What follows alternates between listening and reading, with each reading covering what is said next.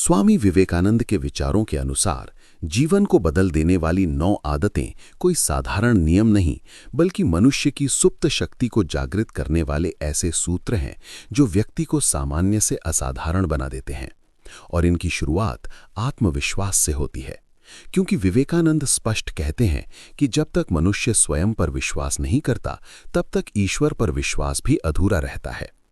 आत्मविश्वास वो अग्नि है जो भीतर छिपी क्षमताओं को प्रकाशित करता है और व्यक्ति को ये अनुभूति कराता है कि वो कमजोर नहीं, बल्कि असीम शक्ति का भंडार है। दूसरी आदत है एकाग्रता, क्योंकि बिखरा हुआ मन हजार सपने देखता है पर कोई पूरा नहीं कर पाता, जबकि केंद्रित मन एक लक्ष्य चुनता है और उसी में अपना संपूर्ण अस्तित्व झोंक देता है। जैसे सूर्य की किरणें बिखरी हों तो केवल रोशनी देती हैं, पर जब एक बिंदु पर केंद्रित होती हैं तो अग्नि जला देती हैं। तीसरी आदत है निडरता, जिसे विवेकानंद जीवन का मूल मंत्र मानते हैं, क्योंकि भय मनुष्य को भीतर से कमजोर करता है, निर्णय शक्ति को नष्ट करता है और उसे परिस्थितियों का दास बना देता है, जबकि निर्भीक व्यक्ति असफलता को भी सीख में बदल देता है। चौथी आदत है अनुशासन, क्योंकि बिना अनुशासन के महान विचार भी केवल कल्पना बनकर रह जाते हैं, और जो व्यक्ति अपने समय, ऊर्जा और आदतों पर नियंत्रण करना सीख लेता है, वही दीर्घकालिक सफलता का अधिकारी बनता है। पांचवी आदत है सेवा भाव, क्योंकि विवेकानंद के लिए धर्म का अर्थ मंदिरों में नहीं, बल्कि पीड़ित मानव की सेवा में था। उनका मानना था कि जब व्यक्ति दूसरों के दुख को अपना दुख मान लेता है, तब उसका हृदय विशाल हो जाता है और अहंकार स्वतः गल जाता है। छठी आदत है निरंतर सीखना, क्योंकि स्थिर ज्ञान मृत्यु के समान है, और जो व्यक्ति प्रतिदिन कुछ नया सीखने की आदत बना लेता है, वो समय से आगे चलता है, परिस्थितियां उसे नहीं चलाती। सातवीं आदत है कठोर परिश्रम, क्योंकि विवेकानंद स्पष्ट कहते हैं कि कोई भी महान कार्य बिना श्रम के नहीं होता, और भाग्य भी उसी का साथ देता है जो अपने कर्तव्य से भागता नहीं। आठवीं आदत है शारीरिक और मानसिक बल, क्योंकि कमजोर शरीर और अस्थिर मन में महान विचार टिक नहीं पाते। इसलिए उन्होंने युवाओं से कहा कि पहले मजबूत बनो, शरीर से भी और मन से भी। और नवीं तथा सबसे सूक्ष्म आदत है उच्च विचार, क्योंकि मनुष्य जैसा सोचता है वैसा ही बनता है। विचार ही कर्म को जन्म देते हैं और कर्म ही भविष्य को गढ़ते हैं। इसलिए यदि विचार ऊंचे होंगे तो जीवन स्वतः ऊंचा उठेगा। और जब कोई व्यक्ति इन 9 आदतों को केवल पढ़ता नहीं, बल्कि अपने दैनिक जीवन में उतार लेता है, तब उसका जीवन बाहरी परिस्थितियों से नहीं, बल्कि आंतरिक शक्ति से संचालित होने लगता है।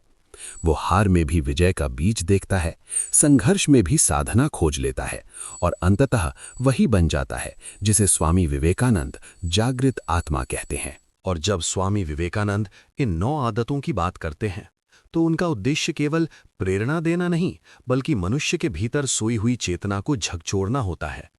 क्योंकि वे जानते थे कि भारत का युवा बाहरी रूप से गरीब हो सकता है, पर भीतर से अत्यंत शक्तिशाली है। बस आवश्यकता है उसे अपनी शक्ति का स्मरण कराने की। आत्मविश्वास की ये आदत व्यक्ति को ये समझाती है कि परिस्थितियां चाहे जितनी भी विपरीत क्यों न हो, यदि मनुष्य अपने भीतर विश्वास बनाए रखे, तो वही परिस्थितियां आगे चलकर उसके चरित्र की नींव बन जाती हैं, और इसी विश्वास के सहारे वो बार बार गिरकर भी उठने का साहस करता है। एकाग्रता की आदत व्यक्ति को ये सिखाती है कि हजारों अधूरे प्रयासों से अच्छा है एक पूर्ण प्रयास, क्योंकि जो व्यक्ति अपना मन, अपनी ऊर्जा और अपना समय एक ही दिशा में प्रवाहित कर देता है, वही इतिहास रचता है। बाकी लोग केवल उसके बारे में पढ़ते हैं। निडरता की आदत मनुष्य को मृत्यु के भय से ऊपर उठाती है, क्योंकि विवेकानंद मानते थे कि जो मृत्यु से नहीं डरता, वही जीवन को पूर्ण रूप से जी सकता है। डर मनुष्य को भीतर से खोखला कर देता है और उसे निर्णयहीन बना देता है, जबकि निर्भीक व्यक्ति गलत निर्णय लेकर भी आगे बढ़ जाता है, और वही आगे चलकर सही मार्ग खोज लेता है। अनुशासन की आदत जीवन को संरचना देती है, क्योंकि बिना नियम के जीवन दिशाहीन नदी की तरह बहता है जो कहीं नहीं पहुंचता, पर अनुशासित जीवन बांध की तरह ऊर्जा को सही दिशा देता है, और वही ऊर्जा आगे चलकर सफलता का विशाल स्रोत बन जाती है। सेवा भाव की आदत व्यक्ति के भीतर करुणा को जन्म देती है और अहंकार को समाप्त करती है, क्योंकि जब कोई व्यक्ति भूखे को भोजन कराता है, दुखी के आंसू पूंछता है या गिरे हुए को सहारा देता है, तब वो स्वयं से ऊपर उठ जाता है और उसी क्षण उसका जीवन केवल मैं तक सीमित नहीं रह जाता, बल्कि हम में परिवर्तित हो जाता है। निरंतर सीखने की आदत व्यक्ति को जड़ नहीं होने देती, क्योंकि विवेकानंद के अनुसार जो सीखना बंद कर देता है वो जीते जी मर जाता है, और जो हर दिन स्वयं को थोड़ा बेहतर बनाने का प्रयास करता है वही समय के साथ महान बनता है। कठोर परिश्रम की आदत व्यक्ति को ये सिखाती है कि सफलता कोई चमत्कार नहीं बल्कि निरंतर श्रम का परिणाम होती है, और जो युवा कठिन परिश्रम से डरता है वो जीवन भर परिस्थितियों से डरता रहेगा, जबकि जो श्रम को अपना मित्र बना लेता है वो भविष्य का स्वामी बन जाता है। शारीरिक और मानसिक बल की आदत व्यक्ति को स्थिरता प्रदान करती है, क्योंकि कमजोर शरीर में आत्मविश्वास डगमगाता है और कमजोर मन में विचार टिक नहीं पाते। इसलिए विवेकानंद युवाओं से कहते थे कि पहले स्वयं को शक्तिशाली बनाओ, क्योंकि शक्ति ही जीवन की आधारशिला है। और अंत में उच्च विचारों की आदत व्यक्ति के पूरे जीवन की दिशा निर्धारित करती है, क्योंकि विचार ही वो बीज हैं जिनसे कर्म का वृक्ष उगता है और उसी वृक्ष पर भविष्य का फल लगता है। इसलिए यदि विचार शुद्ध, ऊंचे और साहसी होंगे तो जीवन भी स्वतः ही महानता की ओर बढ़ेगा। और जब कोई व्यक्ति इन सभी आदतों को एक साथ अपने जीवन में उतार लेता है तो वो केवल सफल ही नहीं बल्कि चरित्रवान, निर्भीक और समाज के लिए प्रेरणा स्रोत बन जाता है। यही वो अवस्था है जिसे स्वामी विवेकानंद मनुष्य का सच्चा उत्थान मानते हैं। और इसी बिंदु पर स्वामी विवेकानंद का चिंतन और भी अधिक गहराता है, क्योंकि वे केवल व्यक्तिगत सफलता तक सीमित नहीं रहते, बल्कि व्यक्ति के माध्यम से समाज और राष्ट्र के उत्थान की बात करते हैं। उनका मानना था कि जब तक व्यक्ति भीतर से सशक्त नहीं होगा, तब तक कोई भी व्यवस्था, कोई भी शासन या कोई भी सुविधा उसे महान नहीं बना सकती। इसलिए आत्मविश्वास की आदत को वे आत्मा की आवाज मानते थे, जो मनुष्य से कहती है कि तुम कमजोर नहीं हो, तुम परिस्थितियों की उपज नहीं बल्कि परिस्थितियों को गढ़ने वाले हो। और जब ये विश्वास गहरा हो जाता है तो व्यक्ति दूसरों की स्वीकृति का मोहताज नहीं रहता। वह आलोचना से डरता नहीं और प्रशंसा में बहकता नहीं, वह अपने कर्तव्य पथ पर स्थिर रहता है। एकाग्रता की आदत उसे भीड़ से अलग करती है, क्योंकि भीड़ शोर करती है और महान व्यक्ति मौन में काम करता है। विवेकानंद जानते थे कि आज का युवा सबसे अधिक विचलित है, उसका मन हजार दिशाओं में भागता है। इसलिए वे कहते थे कि अपनी सारी शक्ति एक लक्ष्य पर लगा दो, भले ही वह लक्ष्य छोटा क्यों ना हो, क्योंकि एक छोटा लक्ष्य भी यदि पूरी निष्ठा से साध लिया जाए तो वही आगे चलकर बड़े स्वप्नों का द्वार खोल देता है। निडरता की आदत व्यक्ति को सामाजिक भय से भी मुक्त करती है, क्योंकि अधिकतर लोग असफल नहीं होते, वे डर के कारण प्रयास ही नहीं करते। उन्हें लोगों की राय, तानों और अस्थायी अपमान का भय रोक लेता है, जबकि निर्भीक व्यक्ति जानता है कि अपमान क्षणिक है और आत्मग्लानि स्थायी। इसलिए वह जोखिम उठाता है और वही जोखिम आगे चलकर उसके जीवन की सबसे बड़ी पूंजी बन जाता है। अनुशासन की आदत व्यक्ति को अपने मन का स्वामी बनाती है, क्योंकि जिसने अपने मन को जीत लिया उसने संसार को जीत लिया। विवेकानंद के अनुसार सुबह कैसे उठते हो, समय कैसे बिताते हो, विचार कैसे चुनते हो, यही छोटी छोटी आदतें भविष्य की बड़ी घटनाओं को जन्म देती हैं। और जो व्यक्ति अपने दैनिक जीवन में अनुशासन स्थापित कर लेता है वह धीरे धीरे अपने भाग्य को भी अनुशासित कर लेता है। सेवा भाव की आदत व्यक्ति को संवेदनशील बनाती है और उसे ये अनुभव कराती है कि वह अकेला नहीं है, उसका जीवन दूसरों के जीवन से जुड़ा हुआ है। और जब वह बिना स्वार्थ के किसी के काम आता है तो उसके भीतर छिपी मानवता जाग उठती है। यही कारण है कि विवेकानंद सेवा को साधना कहते थे, क्योंकि सेवा करते समय अहंकार टिक नहीं पाता। निरंतर सीखने की आदत व्यक्ति को विनम्र बनाए रखती है, क्योंकि जो सीखता है वही जानता है कि वह कितना कम जानता है, और यही विनम्रता उसे आगे बढ़ने के लिए खुला रखती है, जबकि अहंकार सीखने के द्वार बंद कर देता है। कठोर परिश्रम की आदत व्यक्ति को धैर्य सिखाती है, क्योंकि परिणाम तुरंत नहीं मिलते, पर जो व्यक्ति लगातार कर्म करता रहता है वह भीतर से मजबूत होता जाता है और एक दिन वही परिश्रम सफलता के रूप में प्रकट होता है। शारीरिक और मानसिक बल की आदत व्यक्ति को संकट में भी स्थिर रखती है, क्योंकि कमजोर मन घबरा जाता है और कमजोर शरीर थक कर बैठ जाता है। इसलिए विवेकानंद युवाओं से कहते थे कि खेलो, दौड़ो, स्वयं को मजबूत बनाओ, क्योंकि शक्ति ही आत्मविश्वास का आधार है। और उच्च विचारों की आदत व्यक्ति को साधारण इच्छाओं से ऊपर उठाती है, क्योंकि जब विचार ऊंचे होते हैं तब लक्ष्य भी ऊंचे होते हैं, और तब जीवन केवल जीविका नहीं बल्कि मिशन बन जाता है। और यही वह अवस्था है जहां व्यक्ति स्वयं के लिए नहीं बल्कि युग के लिए जीने लगता है, और जब ऐसा होता है तब उसका जीवन केवल उसका नहीं रहता बल्कि आने वाली पीढ़ियों के लिए मार्गदर्शन बन जाता है। और जब स्वामी विवेकानंद इन आदतों को जीवन में उतारने की बात करते हैं तो वे इसे किसी एक दिन का संकल्प नहीं बल्कि आजीवन साधना मानते हैं, क्योंकि उनके अनुसार मनुष्य का निर्माण बाहर से नहीं भीतर से होता है और भीतर का परिवर्तन धीरे धीरे होता है, पर जब होता है तो स्थायी होता है। आत्मविश्वास की ये साधना व्यक्ति को बार बार स्वयं से संवाद करना सिखाती है। उसे ये याद दिलाती है कि वो परिस्थितियों का परिणाम नहीं बल्कि अपने विचारों का परिणाम है। और जब ये समझ गहरी हो जाती है तब व्यक्ति शिकायत करना छोड़ देता है और उत्तरदायित्व लेना शुरू कर देता है। एकाग्रता की साधना व्यक्ति को वर्तमान में जीना सिखाती है, क्योंकि जो अतीत में उलझा रहता है वो पछतावे में डूबा रहता है और जो भविष्य में भटकता है वो चिंता में जलता रहता है। जबकि केंद्रित व्यक्ति जानता है कि शक्ति केवल इस क्षण में है और वही क्षण भविष्य की नींव बनता है। निडरता की साधना व्यक्ति को ये स्वीकार करना सिखाती है कि असफलता जीवन का अपमान नहीं बल्कि उसका शिक्षक है, और जो व्यक्ति असफलता से सीखना जान लेता है वो कभी पराजित नहीं होता। इसलिए विवेकानंद कहते थे कि गिरो, संभलो और फिर आगे बढ़ो, पर रुकना मत। अनुशासन की साधना व्यक्ति को ये बोध कराती है कि स्वतंत्रता का अर्थ मनमानी नहीं बल्कि आत्मनियंत्रण है, क्योंकि जिसने अपने इंद्रियों और इच्छाओं को दिशा दे दी वही वास्तव में स्वतंत्र है।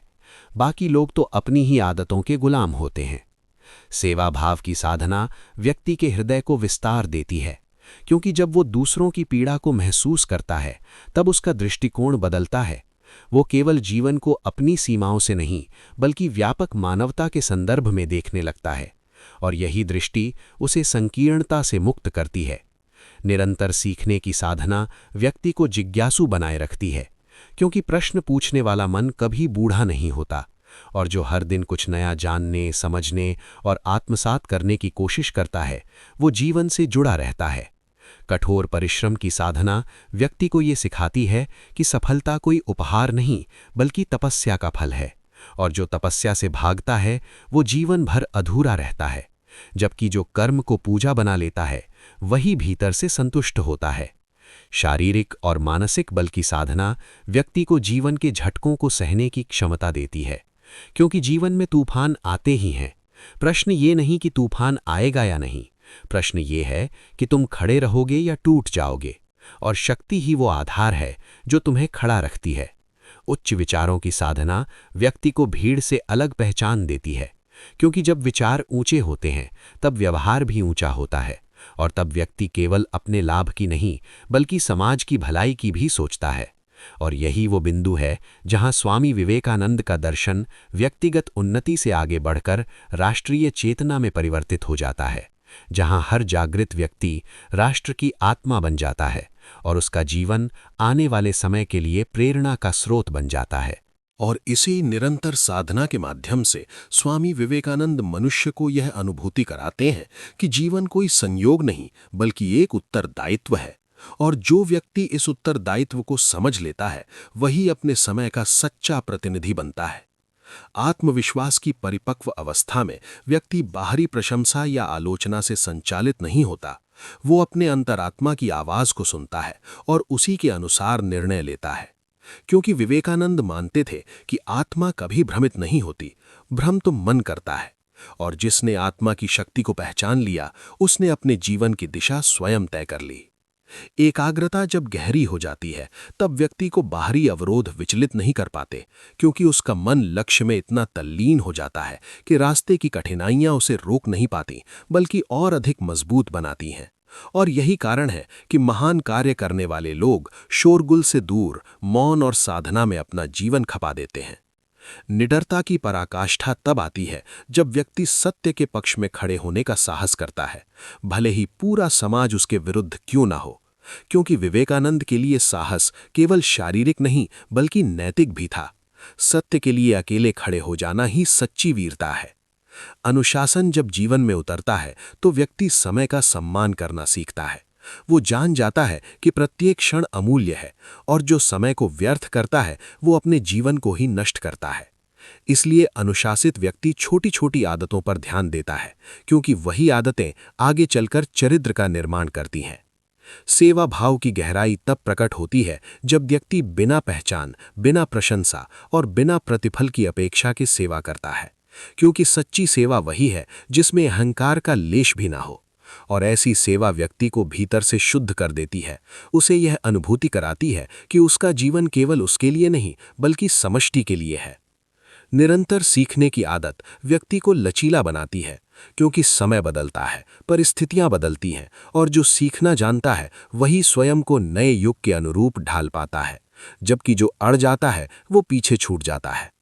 कठोर परिश्रम की साधना व्यक्ति को विनम्र बनाती है, क्योंकि परिश्रम करने वाला जानता है कि सफलता अचानक नहीं मिलती, उसके पीछे अनगिनत प्रयास, असफलताएं और धैर्य छिपा होता है। इसलिए वो दूसरों की सफलता से जलता नहीं बल्कि उससे प्रेरणा लेता है।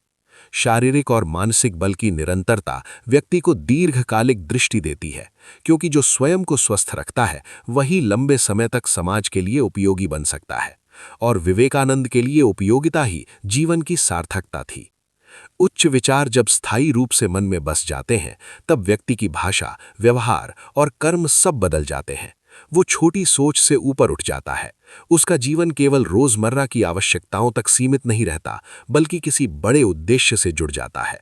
और यहीं से व्यक्ति साधारण मनुष्य नहीं बल्कि विचार बन जाता है, प्रेरणा बन जाता है, पथ प्रदर्शक बन जाता है। और स्वामी विवेकानंद का यही संदेश था कि यदि प्रत्येक युवा इन 9 आदतों को अपने जीवन में धैर्य, श्रद्धा और साहस के साथ उतार ले, तो न केवल उसका व्यक्तिगत जीवन बदलेगा बल्कि पूरा समाज और राष्ट्र स्वतः ही जागृत हो उठेगा।